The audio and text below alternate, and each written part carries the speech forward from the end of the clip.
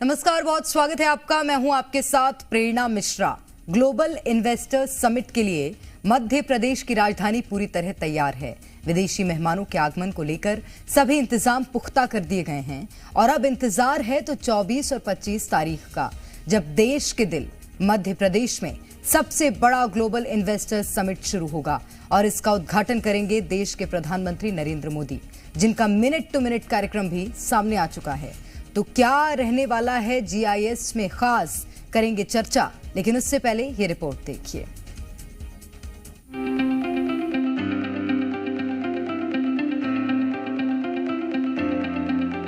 मध्य प्रदेश में निवेश को बढ़ावा देने के लिए मुख्यमंत्री डॉक्टर मोहन यादव के लगातार दौरों का परिणाम है कि पूरी दुनिया से 18,000 से ज्यादा निवेशक भोपाल में आयोजित होने वाले ग्लोबल इन्वेस्टर्स समिट 2025 में जुटने जा रहे हैं। अब इसे प्रदेश में निवेश के लिए तैयार हुए सकारात्मक माहौल की वानगी ही कहेंगे कि ग्लोबल इन्वेस्टर्स समिट में अब तक 30,000 से ज्यादा लोग पंजीकरण करवा चुके हैं। वहीं ग्लोबल इन्वेस्टर्स समिट पर बात करते हुए सीएम मोहन यादव ने कहा कि भारत में मध्य प्रदेश में निवेश के मामले में सबसे ज्यादा वृद्धि हुई है। पीएम ने दुनिया भर में भारत के लिए जो विश्वास पैदा किया है, उससे मध्य प्रदेश को फायदा हो रहा है। हर रीजन पे इस इंडस्ट्री का एनक्लेव करने कारण से जो सकारात्मक माहौल बना है, उसका लाभ हमको जबरदस्त मिला है। लगभग 7 हर महीने इंडस्ट्री का एनक्लेव हुई। अब हम भोपाल में ग्लोबल कर रहे हैं, तो स्वाभाविक रूप से एक रिदम बना है जिसके प्रति लोगों का अच्छी रुचि बनी, उसका आकर्षण बना। 3 लाख से ज्यादा रोजगार के तो उसी में अवसर आ गया। तो चूंकि ग्लोबल हो रही है और ग्लोबल के लिए हमने यूके, जापान, जर्मनी, अपने देश के भी कई राज्यों में संपर्क हुआ और जिस प्रकार से रीजनल में बड़े पैमाने पर निवेशक आए हैं और 30,000 से ज्यादा तो अभी पंजीयन हो गया है और 18,000 से ज्यादा लोगों ने कंफर्मेशन दे दी है, तो ये अपने आप में बता रहा है कि अच्छा खासा। समिट का उद्घाटन करने मध्य प्रदेश आ रहे पीएम मोदी का भी मिनट टू मिनट कार्यक्रम सामने आ चुका है। सुबह 9:45 पर राजभवन से निकलेंगे पीएम। सुबह 9:55 पर इंदिरा गांधी राष्ट्रीय मानव संग्रहालय पहुंचेंगे पीएम। सुबह 10 बजे जीआईएस समिट की शुरुआत होगी। सुबह 11:15 पर एयरपोर्ट के लिए रवाना होंगे पीएम। जीआईएस समिट के लिए मध्य प्रदेश अब पूरी तरह तैयार है।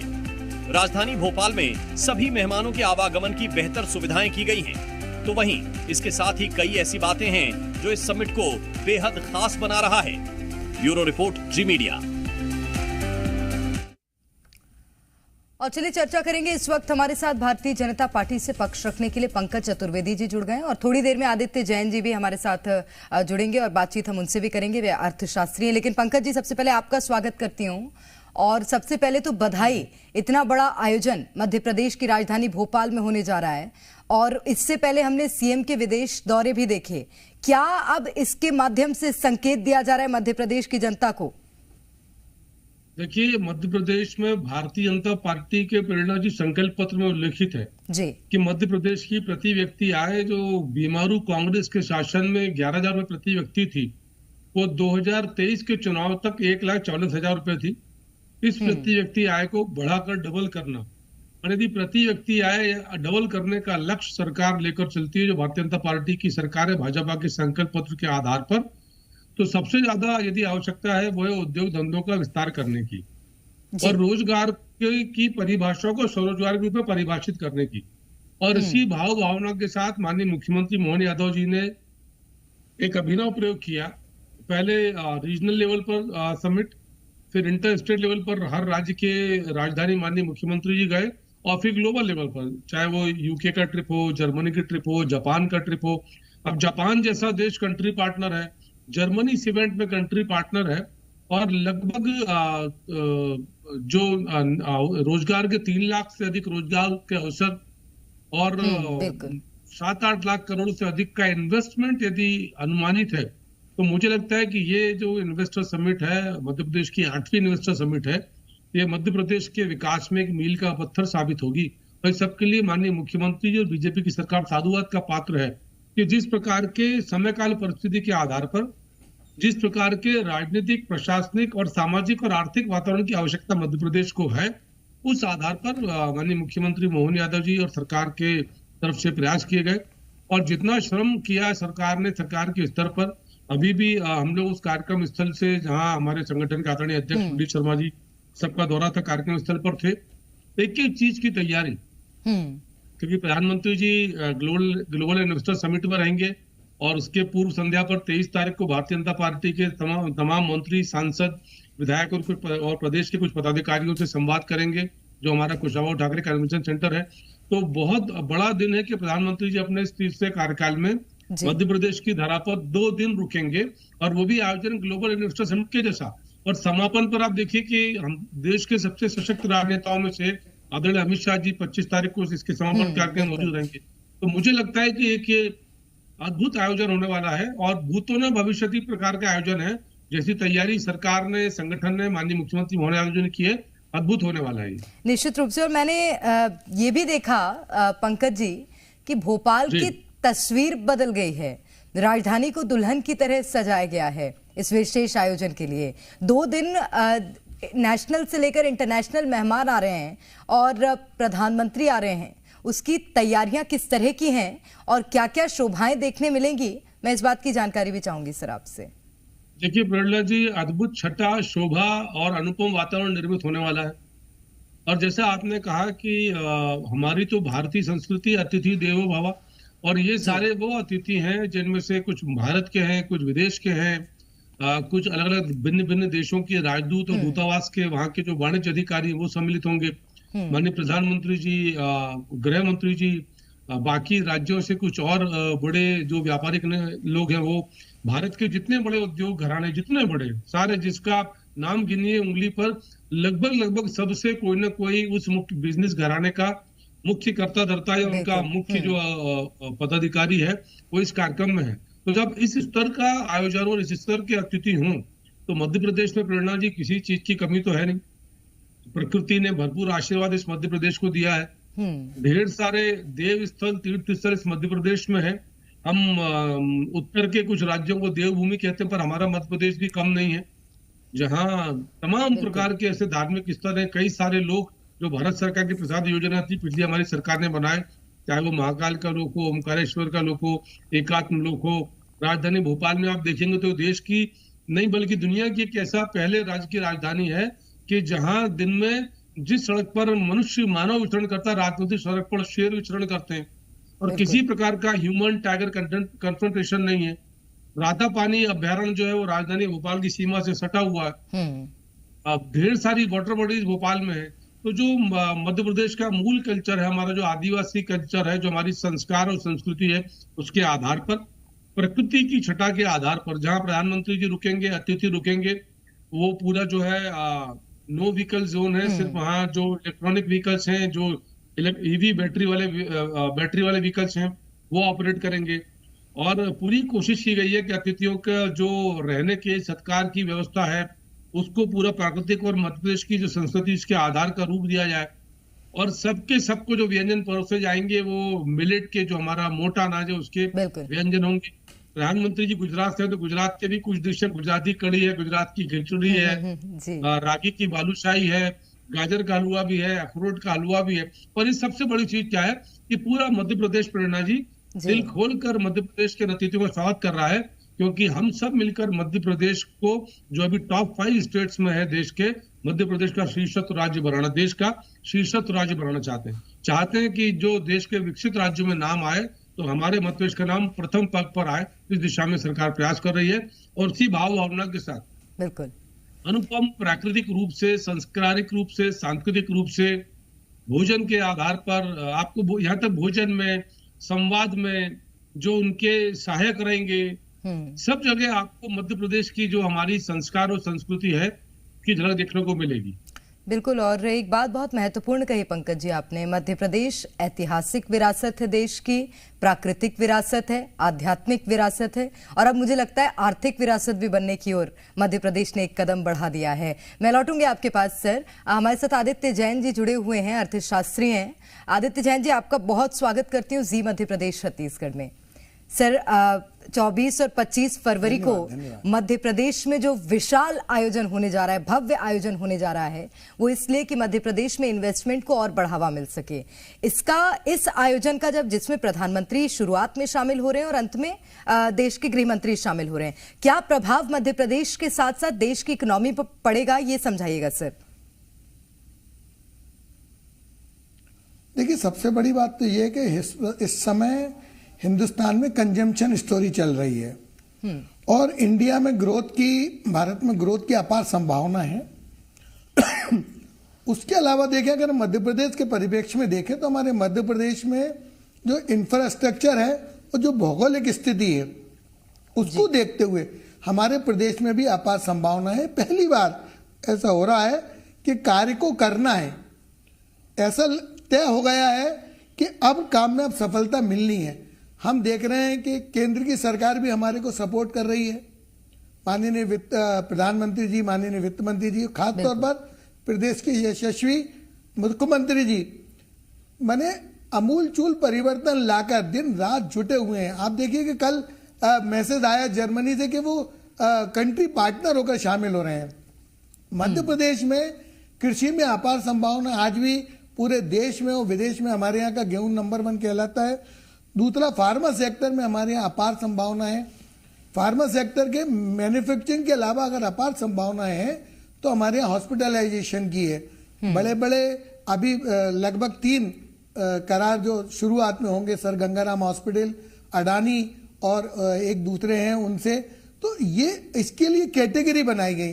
देखिए, काम जब करना होता है, हमने जब सोच लिया है तो मध्य प्रदेश सरकार ने हर तरीके की उनको प्लान भी दिए। Plan A Bhopal, Indore, Gwalior, Jabalpur. Plan B जो दूसरे कस्बाई आबादी वाले जिले हैं उनके लिए। प्लान सी पिछड़े आदिवासी और बहुल जो है और जिनमें कम जनता उनके हिसाब से उनको सब्सिडी भी दी जा रही है।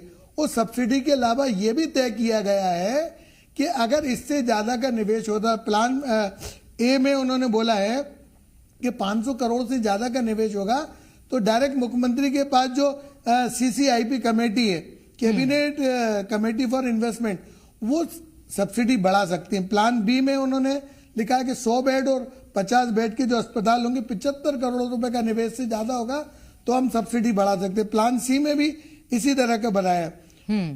मैं समझता हूं कि हिंदुस्तान की जो हृदय स्थल मध्य प्रदेश है, इसमें भौगोलिक स्थिति हम देखें तो चारों तरफ हमारे पास कंज्यूमर ड्यूरेबल के लिए भी व्यवस्था है। कैपिटल गुड्स में, FMCG में हमारे पास बड़ी संभावना है। Fast moving consumer, food processing, हमारे यहाँ मक्का का उत्पादन ज्यादा है, हमारे यहाँ धान का उत्पादन भी ज्यादा है। ये सब चीजें हिंदुस्तान में 146 करोड़ को जाएंगे।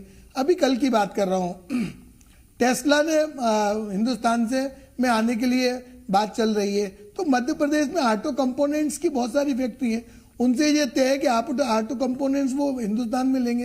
तो टेस्ला जैसी इंडस्ट्री जो कार ऑटोमोबाइल में दुनिया में एक अपना अलग स्थान बनाती है, इलेक्ट्रॉनिक्स व्हीकल के लिए वो मध्य प्रदेश जब आएगी तो हमारे मध्य प्रदेश में कई जगह ऐसी हैं, इंदौर, पीथमपुर से लगा के, भोपाल से लगा के जबलपुर तक, जो इस एरिया में ऑटो कंपोनेंट्स होगा। इसमें आप समझिए कि लगभग कितना रोजगार मिलेगा। इसका सीधा संबंध रोजगार से भी है, इसका सीधा संबंध अर्थव्यवस्था से भी है, इसका सीधा संबंध देश की अर्थव्यवस्था से भी है। और अब आने वाले समय में ये तय हो गया कि हिंदुस्तान में दुनिया की बड़ी बड़ी कंपनी आएंगी और जो जितनी मेहनत कर लेगा, चाहे गुजरात की बात करें, चाहे महाराष्ट्र की बात करें, चाहे उत्तर प्रदेश की बात करें और चाहे मध्य प्रदेश की बात करें, जो जितनी मेहनत कर लेगा, सबसे बड़ा भाव अगर जिसने ठान लिया। एक बात और बता दूं कि मध्य प्रदेश सरकार ने कैबिनेट में पास कराया सिंगल विंडो सिस्टम। 20 से लगा के 25 तक अनुमतियां होती हैं, वो सिंगल विंडो सिस्टम में दी जाएंगी गुजरात की तर्ज पर। यानी कि अब प्रदेश सरकार चाहती कि जब तक आपका प्लांट तैयार होके प्रोडक्शन से नहीं निकल जाए, जब तक, माननीय मुख्यमंत्री जी कह रहे हैं कि हमारी जो पॉलिसी है उसके अलावा भी अगर आपको लगता है कि आउट ऑफ द वे जाके हम ये कर सकते हैं तो हम उसके लिए भी तैयार। आप सोचिए, जब सामने वाला आपके लिए इतना बड़ा रेड कार्पेट बिछा रहा है तो क्यों नहीं आएंगे। और ये हमें विश्वास है, मध्य प्रदेश की जनता को विश्वास है। एक बात और है, अभी हाल ही में यूएस की ट्रंप की जो पॉलिसी आई है उसमें इमिग्रेशन की प्रॉब्लम भी आ रही है। आप देख रहे हैं कि दुनिया में हम सबसे ज्यादा अच्छे स्किल डेवलपमेंट के बच्चे हमारे यहाँ होते हैं। मध्य प्रदेश के भी लोग बाहर गए, अब इमिग्रेशन प्रॉब्लम्स की वजह से वो बच्चे निश्चित तौर पर भारत वापस आ रहे हैं। अपने साथ असीम ज्ञान भी लाएंगे, अपने साथ असीम नेटवर्क भी लेके लाएंगे, टेक्नोलॉजी भी लेके आएंगे और साथ में पैसा भी लेके आएंगे। तो इनका दोहन कौन करेगा? इनका दोहन जब ही होगा जब हमारे प्रदेश में इनकी संभावनाएं बढ़ेंगी, स्टार्टअप की संभावनाएं बढ़ेंगी और आने वाले समय में एक गोल्डन मध्य प्रदेश तैयार होगा। मैं समझता हूं इस इन्वेस्टर मीट से हम पूरे Bhopal chamber of commerce and industries की पूरी कमेटी भी लगी हुई है, प्रदेशवासी भी लगे हुए हैं और भोपाल के लोग विशेष तौर पर हर तरीके से मेहमानों का स्वागत करने में लगे हुए हैं। और माननीय मुख्यमंत्री जी की जो टीम है, डबल इंजन जो सरकार है, ये जहां जहां संभावना है वहां वहां उन सब इन्वेस्टरों को लाके पहले से ही शो करा रही है, रोड शो कराएगी और असीम संभावना देखते हुए उनको सिंगल विंडो में जब देंगे तो आने 3 से 4 साल बाद हमारे मध्य प्रदेश की तस्वीर दुनिया के नक्शे पे एक अलग तरीके से उभरेगी। बिल्कुल जाहिर है कि इतने बड़े आयोजन के बाद मध्य प्रदेश की तकदीर और तस्वीर दोनों पर इसका प्रभाव पड़ेगा। पंकज जी, आपकी ओर रुख करूंगी और जिस तरह से हम चर्चा कर रहे थे कि मध्य प्रदेश में इसको लेकर अब असीम संभावनाएं और आने वाली इन्वेस्टर्स के साथ साथ अब आगे क्या और व्यवस्थाएं ऐसी हैं जिनको कि सुगम करने का जो प्रयास है, जो योजनाएं हैं, वो प्रदेश सरकार की होंगी इस इन्वेस्टर्स समिट के बाद? देखिए, मध्य प्रदेश में सबसे पहले सरकार का प्रयास है कि पर्यटन के क्षेत्र में मध्य प्रदेश में अपार संभावना है। जैसा हम और आप चर्चा कर रहे थे कि मध्य प्रदेश विविधता भरा प्रदेश है। यहाँ आध्यात्म भी है, यहाँ धर्म भी है, यहाँ वाइल्ड लाइफ भी है।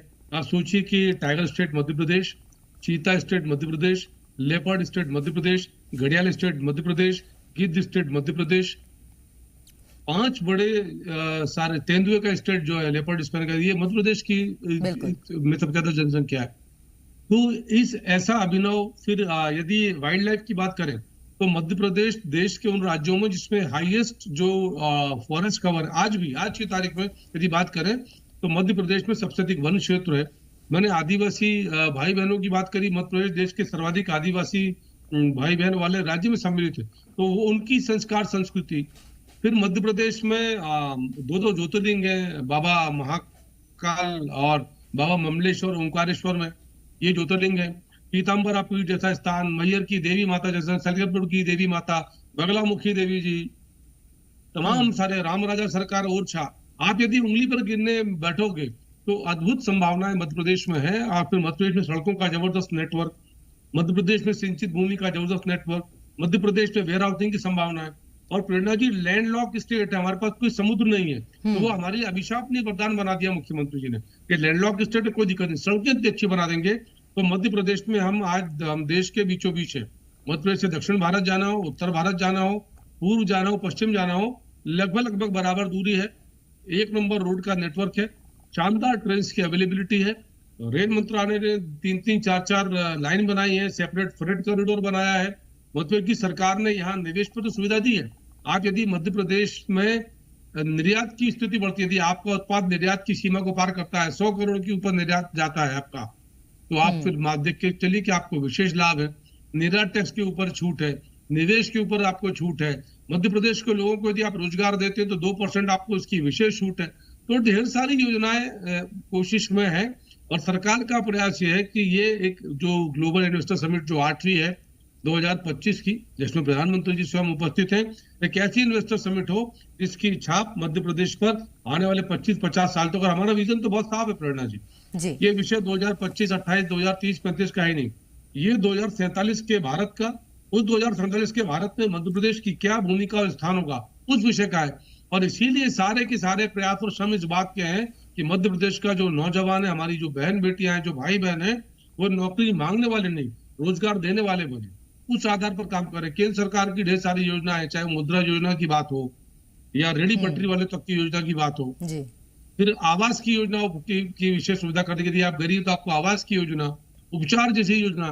पर इन सब योजनाओं के साथ साथ यदि आर्थिक संपन्नता आपके पास आती है तो आप मान के चलिए क्या स्वरूप होने वाला आपका। आप अनुमान लगाइए क्या मध्य प्रदेश की प्रति व्यक्ति आय 1,40,000 रुपए, वो आने वाले 2028 तक यदि 2,88,000 रुपए होगी तो अद्भुत होगा। मध्य प्रदेश का जो अभी बजट है, वो बजट की साइज यदि अभी जो 2.5 लाख करोड़ का बजट है 233 का, बढ़कर यदि डबल हो जाए, 5 लाख करोड़ का बजट हो जाए, तो आप सोचिए जीएसडीपी जो 15 लाख करोड़ की बढ़कर 30 लाख करोड़ की हो जाए, तो आप सोचिए कि कहाँ विकास और मध्य प्रदेश का जो स्वरूप है, आर्थिक जो आपने कहा, और आर्थिक संपन्नता की स्थिति, यानी सारी दिशा बदल जाएगी। तो उस दिशा को बदलने के लिए जो दशा आज बदलने की आवश्यकता है, उस दशा बदलने का प्रयास कर रहे हैं, ताकि दशा दिशा दोनों का समन्वय आए और मध्य प्रदेश की दिशा और दशा दोनों बहुत सकारात्मक रूप से बदले। और जो हमारा संकल्प पत्र है, आप सोचिए कि किस भाव के साथ बीजेपी की सरकारें काम करती हैं। कि संकल्प पत्र में उल्लेखित है कि मध्य प्रदेश की प्रति व्यक्ति आय दूनी करनी है, जो 2023 की थी, दूना करने का प्रयास है। बजट डबल करना, डबल का प्रयास है। रोजगार के अवसर देंगे, रोजगार के अवसर के प्रयास है। और दो उपलब्धियां जिनका मैं फिर उल्लेख करूंगा कि जापान और जर्मनी जैसे देश यदि कंट्री पार्टनर बनकर यहाँ पर सम्मिलित है। मुख्यमंत्री जी जर्मनी जाते हैं, वहां किसी उद्योगपति से संवाद होता है, 100 एकड़ जमीन आवंटित करना है, जर्मनी में बैठकर माननीय मुख्यमंत्री जी वहीं आदेश देते हैं, 1 घंटे में उनके हाथ में जमीन आवंटन का पत्र। सोचिए आप। बिल्कुल। तो तकनीक का उपयोग पर जो दृढ़ इच्छा शक्ति और जो भावना सद्भावना माननीय मुख्यमंत्री मोहन यादव जी की है, वो इस बात का परिचायक है कि मध्य प्रदेश अब कुछ और ऐतिहासिक करके बताएगा। अब तक हम बीमारू से विकसित आए और विकसित से सर्वश्रेष्ठ मध्य प्रदेश की जो यात्रा है माननीय मुख्यमंत्री मोहन यादव जी के नेतृत्व में प्रारंभ हुई है। और हम फिर से एक बार साधुवाद देते हैं माननीय मुख्यमंत्री मोहन यादव जी का कि हम सफलता के नित्य नए प्रतिमान स्थापित करेंगे और सफलता के शीर्ष पर हमारा नाम होगा। तो खाली प्रेरणा जी वहां पहुंचना नहीं है, सफल होना बिल्कुल पर्याप्त नहीं है, सफल बनकर टिके रहना पर्याप्त है। और मध्य प्रदेश इसी दिशा में आगे बढ़ रहा है कि हम नंबर 1 पर तो पहुंचेंगे, पर स्थायी रूप से वहां पर निश्चित रूप से। और ये प्रयास आपका सफल हो, हर मध्य प्रदेश वासी का चेहरा खिल जाए इस बार की GIS देखकर, ये उम्मीद के साथ आपको शुभकामनाएं देती हूँ। बहुत शुक्रिया आप दोनों का हमारे साथ जुड़ने के लिए, तमाम बातचीत के लिए। और इसी के साथ फिलहाल के लिए इस बुलेटिन में इतना ही। रुक रहे हैं एक ब्रेक के लिए।